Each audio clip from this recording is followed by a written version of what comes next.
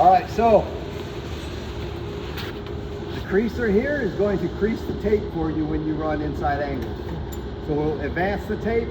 What we're going to do is we're going to go over to the wall. When you tape a wall, especially a wall that has butt joints, the butt joints need to be taped first. Then the flats are going to be taped. So tape the vertical butts, wipe them, then come back and tape your flats, okay?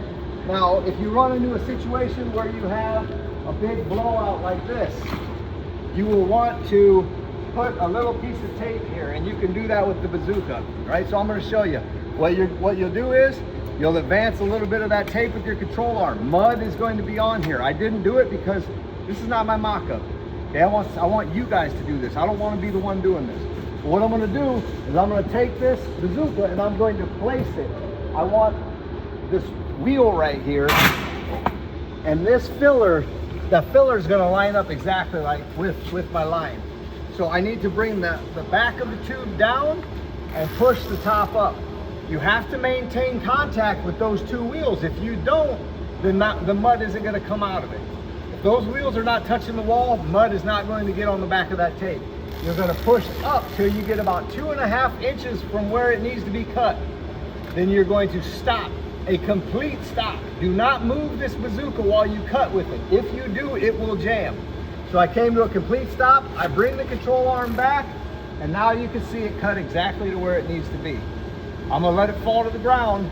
All right, so pretend you did that and you wiped it in. The next thing I'm gonna do is I'm gonna set my wheel right here on the joint, not here on the wall, because if I put it here, I'm gonna leave mud on the wall. So I leave it here on the joint and I move it as I push my control arm forward.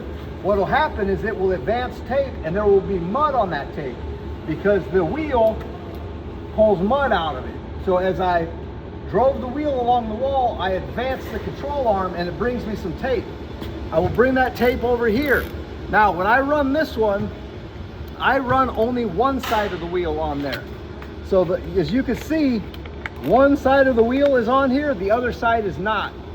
Now, if you can come back, get back here with that so you can see me right over there, would be great. Or yeah, right there is fine. What I'm gonna do is, I don't do it like this.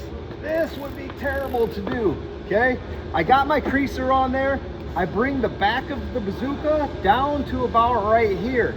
And then I step this way, having the head of the bazooka in front of me, the back of the bazooka down, and I just walk with it. It's practically running itself. Note this, because this is what most people get wrong. Most people are over here like this, trying to run it, and this is gonna shred your shoulders.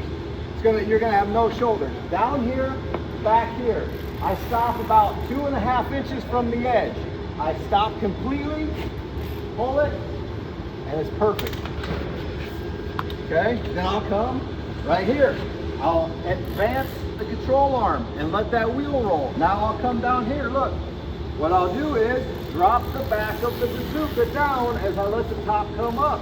Stop about 2.5 inches, make my cut. Rinse and repeat.